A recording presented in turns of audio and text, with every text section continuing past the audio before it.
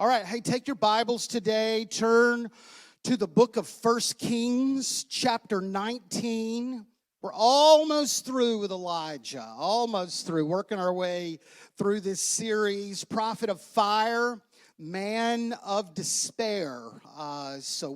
We've been looking at the life of Elijah. Now, he lived, about 900 years, before Jesus came, and he married, Elijah lived during the reign of one of the worst kings ever in the Bible. Over here, what's his name?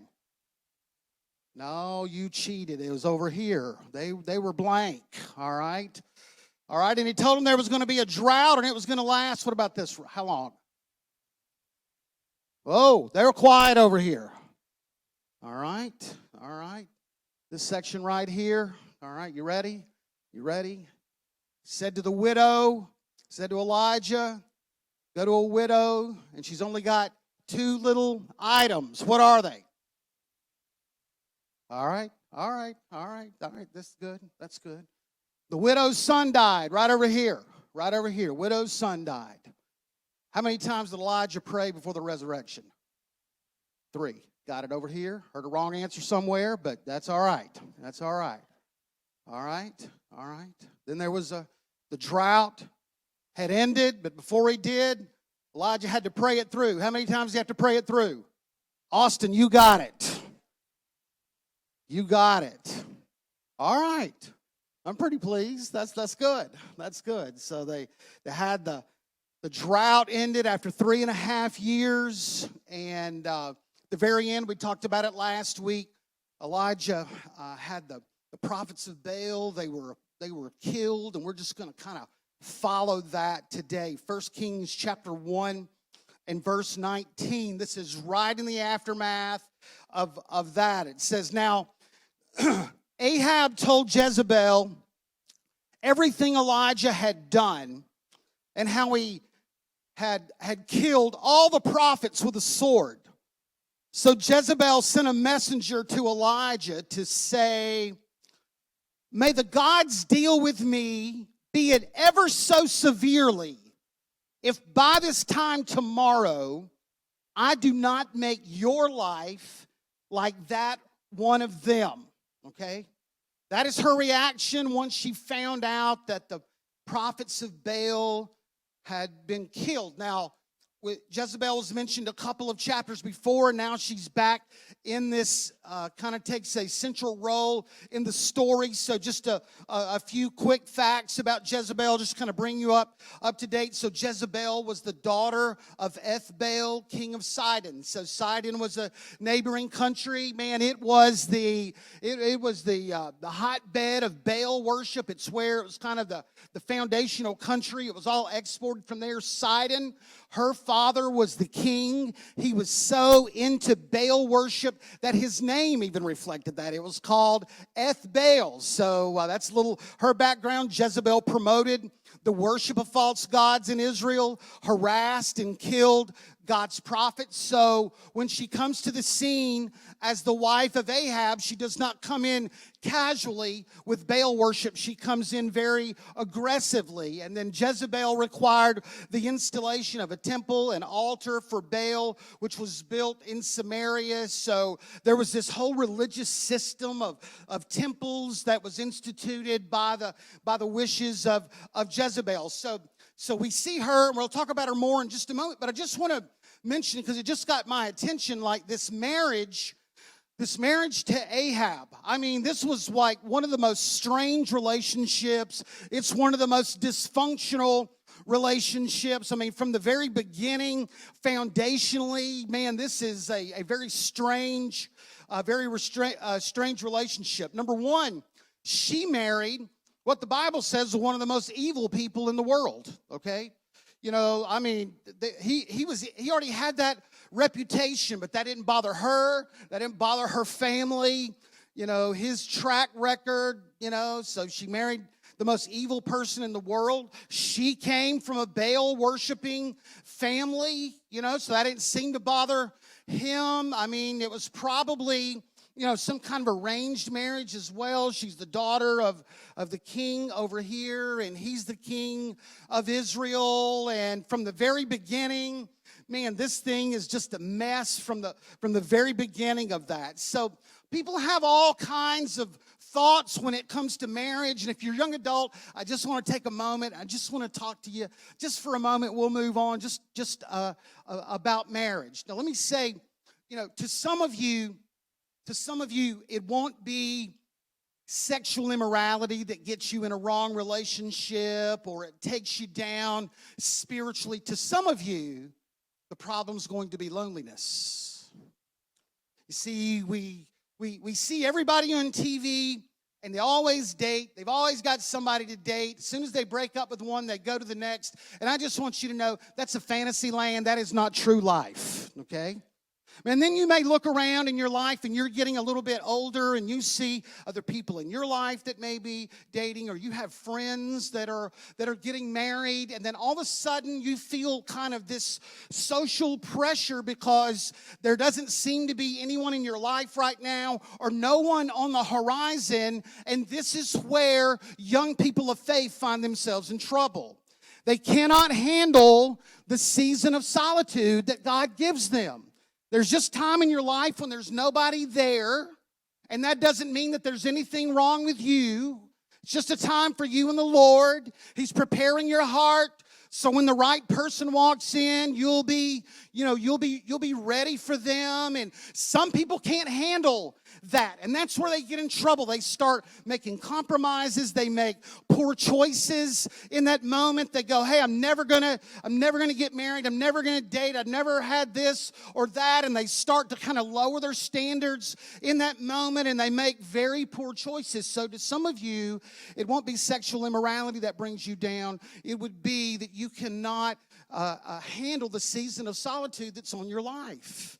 If there's no one there in your life, it's okay. It's okay. You just enjoy life where you got it. I mean, you just enjoy your freedom. You enjoy your flexibility. Because let me just say, one day marriage is coming and all that fun's over with. Let me just say that. That I do. I mean, it changes a lot of things. Now, I'm not saying about that me personally. I'm just saying generally. Very generally. Okay? So just want to say that. Some people can't handle that season of solitude. And they lower their standards. And if there's nobody there, that's okay. Because if you believe that God's in control of your life, He'll bring the right person at the right time. So it's okay. It's okay. Just a couple of things to remember when choosing a spouse. Find someone that loves Jesus. You knew I was going to say that, right? But I changed that sentence because I used to say, make sure that they're in church. All right? But because they're in church doesn't mean they love Jesus. All right? And I used to say, make sure that you have the same theological beliefs. But because they believe the same as you doesn't mean they love Jesus the same. So you make sure they love Jesus, okay? And then, another thing just real quick, and then look at their long-term plans, dreams, and goals, okay? If you're not on the same page, the faith component is very important, but if you're not on the same page long term, that may not be the right person with you. Just because you find a person of faith that meets that and they love Jesus, that doesn't mean that's the person for you. So you got to look a little deeper sometimes and go, hey, where are we headed? What are our life goals, life dreams, aspirations? I know, but a lot of you go, but I'm in love. I'm in love. As though if you're in love with something, some person, then that would justify any other kind of issues you may have in your life. And I just want to tell you something. You can't always trust love. All right? You can't always trust love. You need to find that find someone that loves Jesus. Make sure you're on the page, long term. And then you're on the road to maybe that person being in your life. So I just want to say, if you're in a season of solitude, there's nothing wrong with you. You just enjoy that moment. And in the right time, if you believe a righteous person's steps are ordered of God, in the right time, that person will surface for God. You'll hit the grand slam home run like my wife did over here. She was patient. Look what she got. Look what she got. All right. Just wanted to hush, hush, hush. I hear a lot of talking after that. I hear a lot of talking. So she's angry, but I mean, that's a dysfunctional marriage from the very beginning, okay? But she's angry. She gives that threat against Elijah, okay, that if it's within my power, by tomorrow you are dead. That's what she says. Look at verse 3. Elijah was afraid, and he ran for his life. When he came to Beersheba in Judah, he left his servant there while he himself went a day's journey into the wilderness. He came to a broom bush, sat down under it, and prayed that he might die. I've had enough, Lord, he said. Take my life. Am I no better than my ancestors? Then he lay down under the bush and fell asleep. Now, one thing you got to admit about the Bible, even if you're a skeptic of the Christian faith, the Bible, it gives you the full picture, good and bad, of the people in the pages, okay? So you've seen him calling down fire, all right? And now you look and see another side of his life. So he's been through this whole thing that we talked about, and now he's got this threat, these death threats on him. And let's look from this passage, let's look at, some of the things that he is walking through, and maybe it will resonate with you this morning. So Elijah experiences fear, anger, threats, and confrontation. Wow. He just seems to crumble once she says those things after all that he's seen, all that he's been through. This woman says that one thing, just I'm coming after you, and fear and anger and all of that, fear of confrontation, man, it just seems to overtake him. And let me just say something. Those kind of things, for whatever reason, can get in your head, and they can get in your heart, okay? Now, listen, he's been through a lot. I get it. He's living under a death threat. He's got an international warrant out for his arrest. He's broke. He's living, meal to meal in a drought situation. And then, but here's a guy, man, he's seen the hand of God from the very beginning. He spoke a word for God. He's seen the provision of God on multiple occasions. He's seen the fire of God. And then all of a sudden, man, just this one sentence, it just kind of wipes him out. He crumbles. He's walking through fear, anger, threats, confrontation. Look at something else. He withdraws from others, all right? He walks, when he hears this, he goes a day's journey to Beersheba. And then once he gets to Beersheba, he leaves his servant at Beersheba, and he goes deep in the wilderness all by himself. Okay, he just leaves everyone behind, separates himself from any encouragement, any support that he might have had with his servant. For some reason, it's human nature, for some reason, that when you go through your lowest point, you don't want anyone around. I don't understand that, Loneliness is one thing, but isolation is when you go, no, I don't want anybody else around. And there are times that we're going through our lowest moments, and we isolate ourselves. We don't want anybody around for whatever reason. I just want to say to you, listen, there are times that you don't need to be by yourself. There are times you don't need to be alone. You need the prayer partner. You need someone that can encourage, someone that can pray. You need to hear the testimony of other people. You need the faith perspective from someone else. You need that in your life. We tend to isolate when we go through hard times, and you don't need to do that. You need to bring in a prayer partner that can stand with you and pray with you and breathe faith in your life. He goes in this wilderness. He goes one day with the servant, and then he goes deep in the wilderness all by himself. Do you know that sometimes your problems get worse when you're alone? They magnify themselves. He's experienced a season of prolonged stress. Hey, I mean, this has been 3.5 years. I get it. I mean, he's been walking. It's been a while. It hasn't been a week. It hasn't been a month.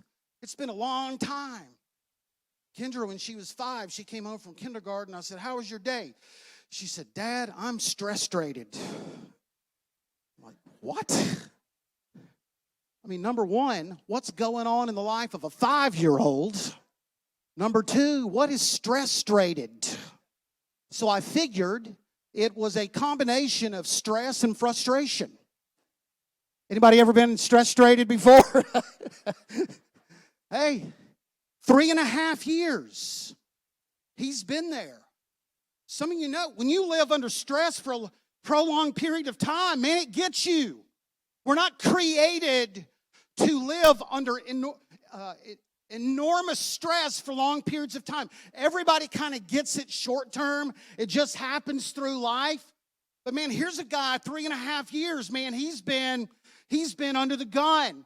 And we see stress that occurs in our life sometimes from money or jobs or relationships, unexpected medical diagnosis, work-life balance is out of control, and we find ourselves under long-term, prolonged stress that's not good for us. And now this situation has caused hopelessness, depression, even thoughts of suicide. Now look at the 2 prayers that he prays. The last prayer that he prayed was for God's fire to come down on the altar. Now I want you to look at this prayer. He came to the broom bush, sat down under it, and prayed that he might die. "I've had enough, Lord," he said. "Take my life. Am I no better than my ancestors?" 2 prayers, back to back, completely different when it comes to faith and perspective. Prolonged stress can work in your life. Hopelessness, it can work depression, and even thoughts of suicide.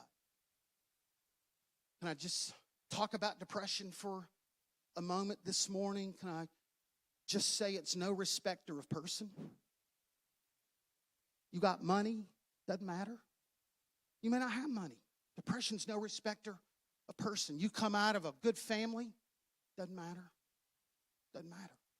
Depression can find itself, in your heart, in your mind, regardless of background, education, even spiritual life. It can find itself to your door, in your heart. All right. Do real Christians struggle with depression? Yes. Yes.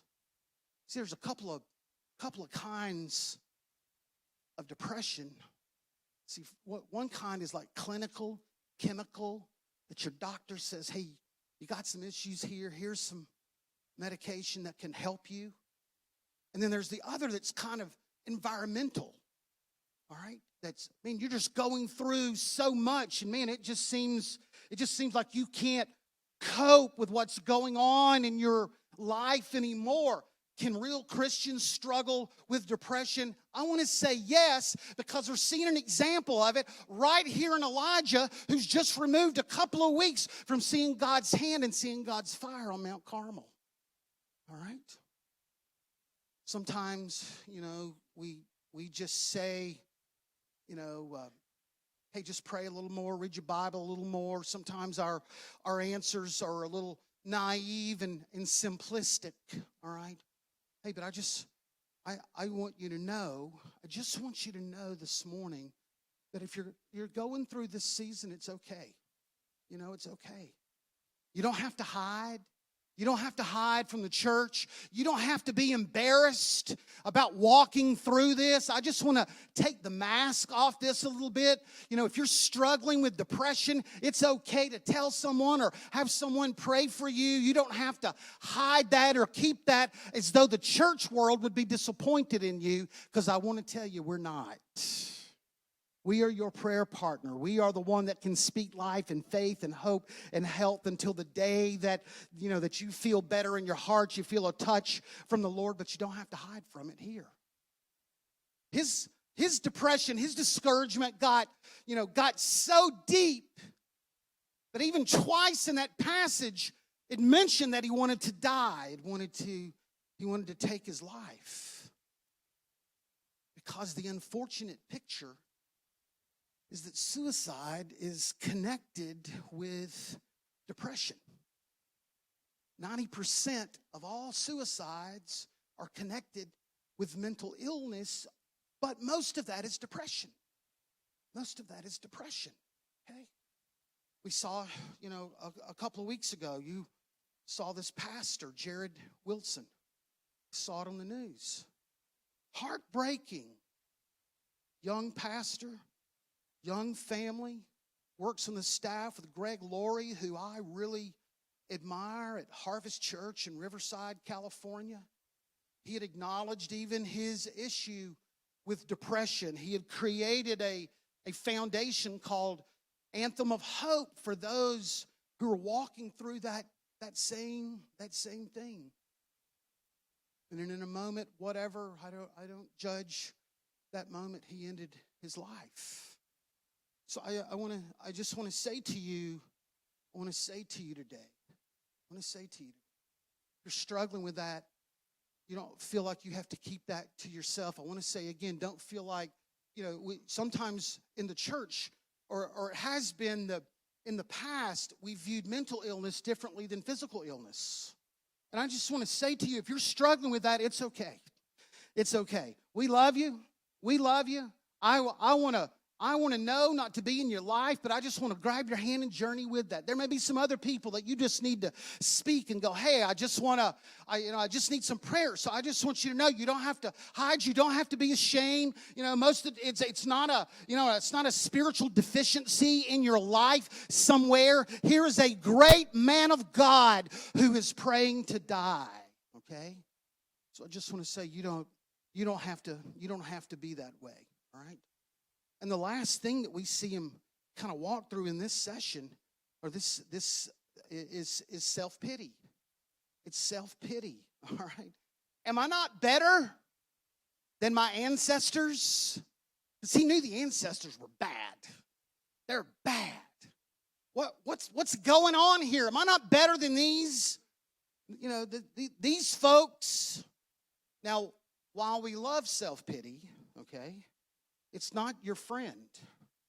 It's not your friend. And if you're not careful, self-pity can work itself into this whole component of when you're kind of walking through these issues. Self-pity will make a victim out of you. Self-pity will exaggerate the circumstances to you. Self-pity will make you feel like, you have been treated unfairly. Okay? So he's walking through a lot. That one sentence from Jezebel, man, it just sent him spiraling today. And if you're facing that, whatever you're walking through today, I just want to give you an encouragement. Psalms 39 says, "But now, Lord, what do I look for? My hope is in you." It says, now, Lord, I'm not sure what the plan of rescue is. I don't know what the way of escape is. I'm not sure how you're going to resolve this for my good. But I want you to know this, Lord, my hope is in you. My hope is in you. Whatever you're going through today, whatever you're facing, I want you to put your hope and trust in Jesus Christ. I promise you, He will walk with you through this season. He'll never leave you, never forsake you, and He's going to bring you through out on the other side. I promise you that. I promise you that. My hope is in the Lord. My hope is in the Lord. So he's going through all this. He goes to sleep. Keep reading verse 5. All at once the angel touched him and said, "Get up and eat." He looked around, and there by his head was some bread baked over hot coals, a jar of water, and he ate and drank, and then he laid down again. The angel of the Lord came back the second time and touched him and said, "Get up and eat, for the journey is too much for you." So he got up, he ate, he drank. Strengthened by that food, he traveled for 40 days until he reached Horeb. And then he went into a cave and spent the night. All right? So look at the instruction. So listen, he's on the back end of going through some very difficult times. And we can just see a little something here that might speak to us this morning. Look at the instruction from the angel. Rest and eat. Rest and eat. Okay? Sometimes when your life's like going, out of kilter, and we don't know what's happening in our life, we always feel like we've got to be doing something. We don't want to be lazy, so we always feel like we've got to be working on some kind of resolution to the problem. And I want you to know the instruction from the angel was, don't do anything, rest and eat. Listen to me. Because when you're going through prolonged periods of stress and you're going through depression and those kind of things, do you know health and life balance are very important? They're very important. Now, you may not think that's very spiritual from the angel, okay? You might not think it's very complicated, but he says, look, you need to rest. You need to eat. You need to take care of yourself in the midst of this. Can I say, exhaustion and fatigue will not help you with clear thinking and decision making, right? I mean, when you're going through, a difficult time, you need strength and mental clarity. And sometimes we are making decisions when we are exhausted and tired and we're not doing well, or physically we're not doing well. And when we do that, we don't process information like we normally do. And sometimes we make decisions not because it's the right decision, just because it's the easiest, and we're making it from a very tired place. We're not finding the right position. We're finding the right answer. We're finding the easiest answer because we're exhausted, okay? So here's what he says. Rest. Go to sleep. Go to sleep. If I ever thought I'd get an amen out of this congregation, it would be on that. He says rest. Some of you don't sleep. You worry. Your body's exhausted. You're trying to find an answer for something. You're so tired, you can't even hear from the Lord. So exhausted, he says, rest. Elijah sleeps, he gets up, and the angel says, go back to sleep. Take a nap. Make sure you're honoring the Sabbath with your body, which is a day. I mean, that you are unplugged. And let me say, unplugged from your work. This will keep you plugged in and exhausted all the time. The Sabbath is a time that you rest your body and you rest your mind, okay? Rest and sleep. That's what he said. That was the answer, part of the answer for him, rest and sleep. And then he said, eat. Eat something. Eat something, all right? And he had hot bread on the coals ready for him. So that's part of the answer this morning is rest and eat. So what's your favorite meal? Becky was sick this past week and she was feeling better. I said, all right, so what are you hungry for? I don't care. No, what are you craving? So sometimes your body just feels depleted and you just need to eat something that you like. And it's good for you. It may have fat in it, but it's good for you. Up here is good for you. So what's your favorite meal? So if you're going through something, you pick your favorite meal. You call me. We'll go together. We'll eat for God's glory.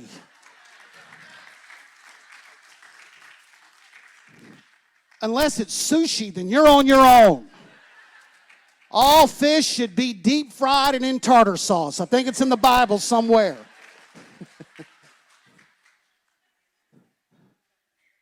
Mark chapter 6. Jesus and the disciples are ministering. And Jesus noticed that they're not eating. And he said, stop what you're doing, pull away, and let's go find a place to rest. What? In the midst of all that's going, all the ministry opportunities, because you realize you can only go on for so long if you're not eating right and you're sleeping right. Listen, it will affect your spiritual strength for what you're able to do. He said, pull away, pull away.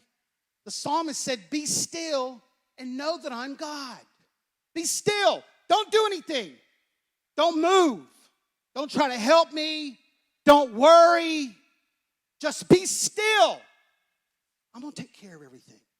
You just rest. You just eat. Just take care of yourself. Can I just say, it's part of the answer that the Lord gives Elijah here. Now let's keep going. All right. And the word of the Lord came to him, and he says, Elijah, what are you doing here? And Elijah said, I've been very zealous for the Lord God Almighty. The Israelites have rejected your covenant. They've torn down your altars, put your prophets to death with sword, and I'm the only one left, and now they're trying to kill me too. So the Lord had a different answer for Elijah. He said, go stand outside, because the Lord is about to pass by. The Lord's about to pass by. Go, get out of your cave. He had been in a cave. Get out of your cave. I don't even have time to preach that one, but that's a good one right there. Get out of your cave. He went and stood, and man, here comes the wind. Rocks going everywhere. Man, this is a wind, and I'm sure Elijah is going, hey, the Lord is in this, because if you were a Jewish person, wind meant the presence of God. It was wind that blew over the Red Sea over the course of the night and split the Red Sea in half. It was wind that started blowing through the mulberry bushes that gave David the sign of attack. So Elijah said, surely this is God. But it said, but the Lord wasn't in the wind. And then he said, while Elijah's there, an earthquake started.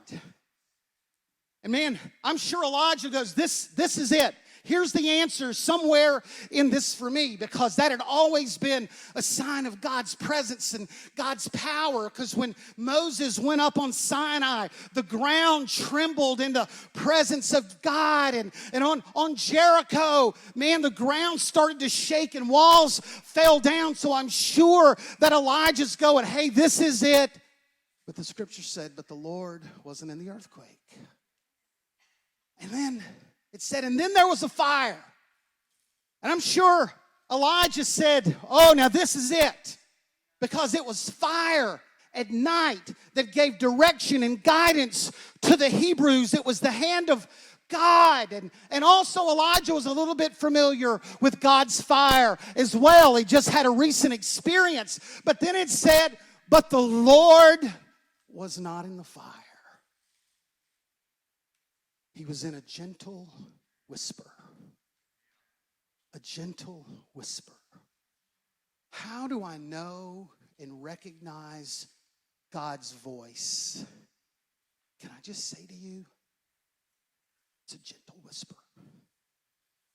I just found over the course of my life that it is a very soft, quiet, persistent voice. People ask me, how do I know God's voice?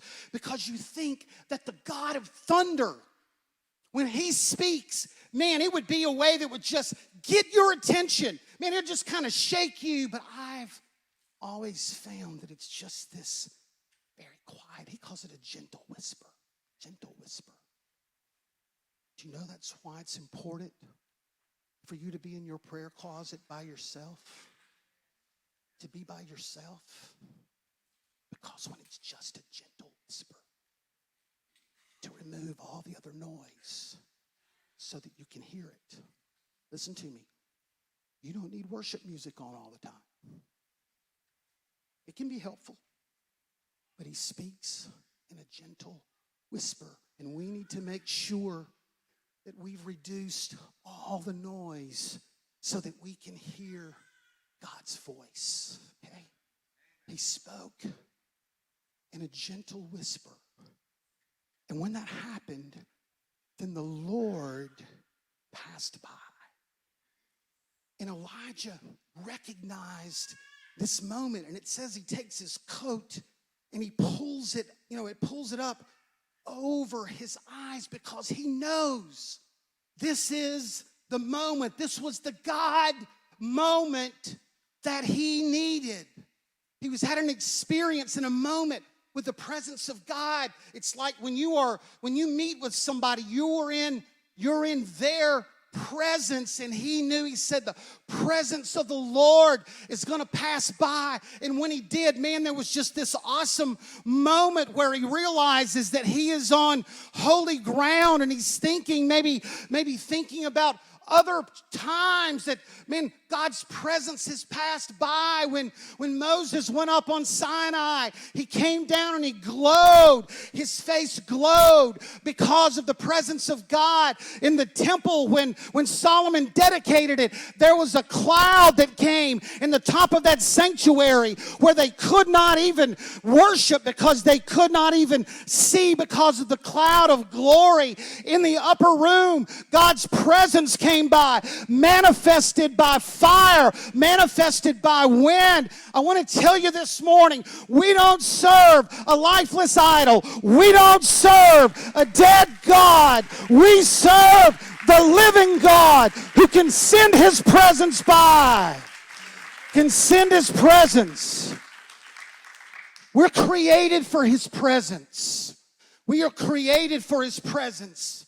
And I just want to say this morning, I'm waiting for the day that the Lord passes by here. I'm waiting for the day that in your own life, God's presence, he just passes by and you know that you've met with God. I want to see a day, man, that there's a cloud of glory in this place that we can't even worship because of God's presence here. Pass on by, Lord. Pass by, Lord. Pass by. Man, if there's ever a day that our nation needed God's presence, it's today. If there was ever a day that we needed the Lord to pass by, it's today. If there was ever a day that the church needed the power and the presence of God and we needed the Lord to pass by, it's today. I say with all of my heart, pass on by, Lord. Pass on by. Pass on by. Pulled his cloak up. God's presence was so strong in that place. It was so strong. Brent worship team, you can come. And then he does something else that I think is important. I'm only going to mention it for a moment. I'll finish it next week. He gives direction to Elijah. He said, then the voice comes. Elijah, what are you doing? He tells him. And it says, then the word of the Lord came to him. And he gave him 3 things he wanted to do. I'll talk about that next week, but listen to me. He gave him a word from the Lord. Look at me. So he's going through all this stuff. He told him to rest and eat. Take care of yourself. You need strength. You need physical strength. He gave him a moment with the presence of God where it strengthened him. Okay?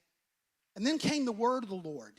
He gave him direction, the next things that he was wanting to do. And I want to tell you that what a good model for us to make sure that we're taking care of ourselves physically, to make sure that we're in the presence of God.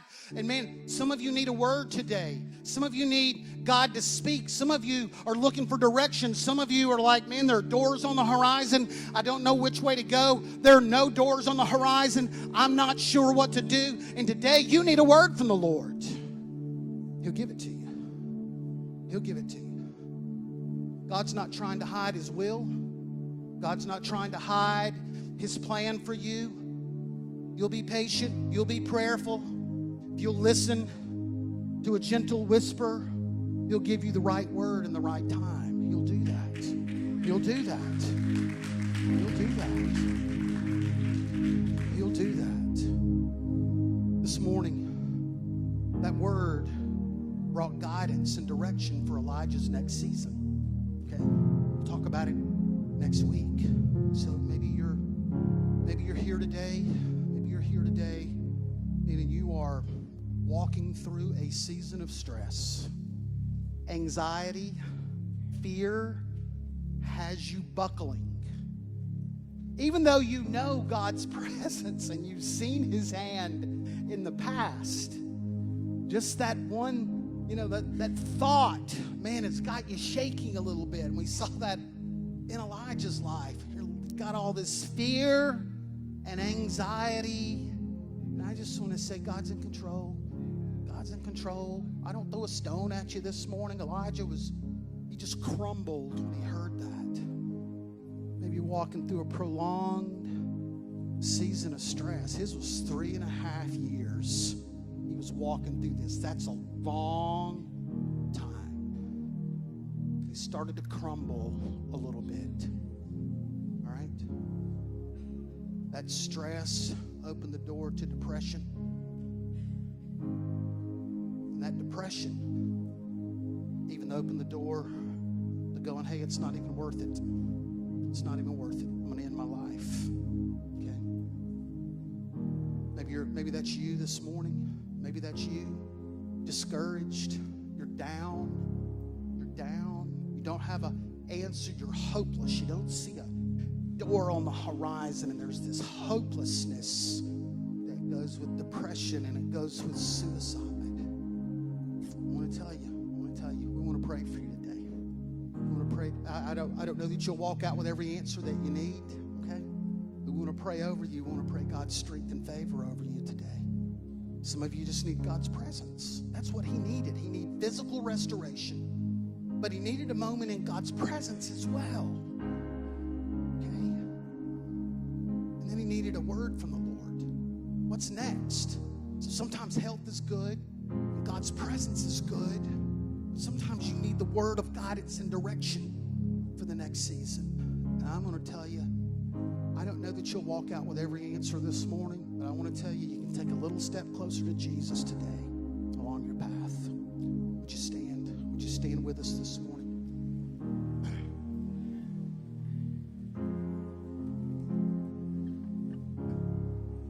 Here is the promise of Jesus this morning, okay? Matthew 11. Come to me, all you who are tired, exhausted, fatigued, prolonged stress. You're worn out. Come to me, all you who are tired and have heavy loads. Long period of time. And he said, here's his promise. I'll give you rest. I'll give you rest. We'll work out all the details of the other stuff later, but like right now, I'm just going to give you rest. I'm going to hold your hands up. I'm going to be right beside you. I'm going to speak encouragement to you. I will give you rest. Every head back. Hi, my name is Brian, and I'm the pastor at Generations Church. Thank you for watching our service. If you're a guest, please fill out the contact information at gctlh.org/connect. Please know it's our desire to provide ministry to every age, starting at GC Kids Junior, our nursery program, all the way through our senior adults that we call teenagers. We also have many ways that you can be involved at Generations Church, one of which is our small groups that we call Connect Groups, or you can find your place of ministry in one of our serve teams. Please know that we appreciate you watching, and we hope to see you in one of our services very soon. If you have any questions about our church or want to respond in any way to the service, please feel free to message us at info@gctlh.org. God bless you, and thank you for watching.